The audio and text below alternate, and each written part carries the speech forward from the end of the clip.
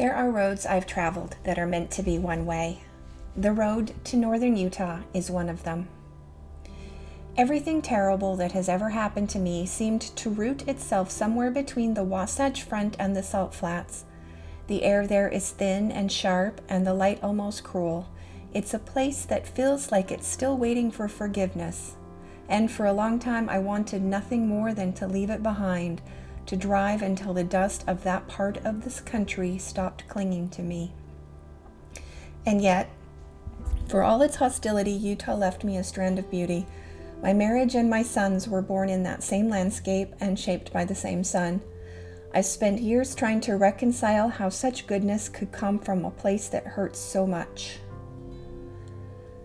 North of the Great Salt Lake, near Roselle Point, there's another strand of beauty, one made of black rock and white salt, coiling into the rose-colored water. It's called the Spiral Jetty. Robert Smithson built it in 1970. It's a man-made spiral reaching into a dying sea. It disappears when the water rises, then returns again, ghost-like, when the lake recedes. I've always been drawn to that artwork, the way the jetty hovers between being seen and being lost, like memory itself. Smithson said he built it to explore entropy, the slow unraveling of all things. Maybe he didn't mean for it to become a mirror for grief, but it has become so for me. My own life feels mapped along the same salt-crusted shoreline. When I look back on northern Utah, I see it in waves, moments of bitterness that flood and moments of grace that glimmer just before sinking again. Some days I can only taste the salt of what has been done and what has been lost.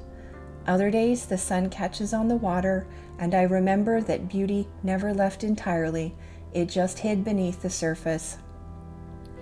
The Spiral Jetty sits in a hostile place. No shade, no softness, just rock and wind and a lake too salty for much of anything. But standing there, I imagine the silence feels almost holy. You could trace that curve of stone and feel time folding in on itself. It's art that surrenders to weather and still endures.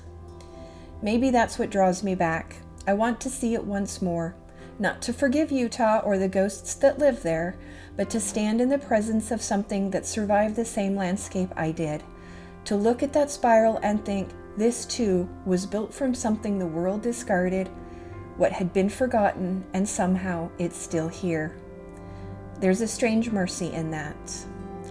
Every road I've traveled has changed me, even the ones I swore I'd never travel again. Maybe that's the quiet lesson of the jetty. The past doesn't disappear, it only shifts with the season. Beauty and pain share the same coordinates, and sometimes the only way to see one is to accept the other. So yes, Henry, I'll go back. I'll drive that long, lonely road to the lake's edge, watch the light fade over the salt, and walk the spiral one slow step at a time. I won't say, but I'll see it, the thin strand of beauty that still winds through the salt, the years, and me.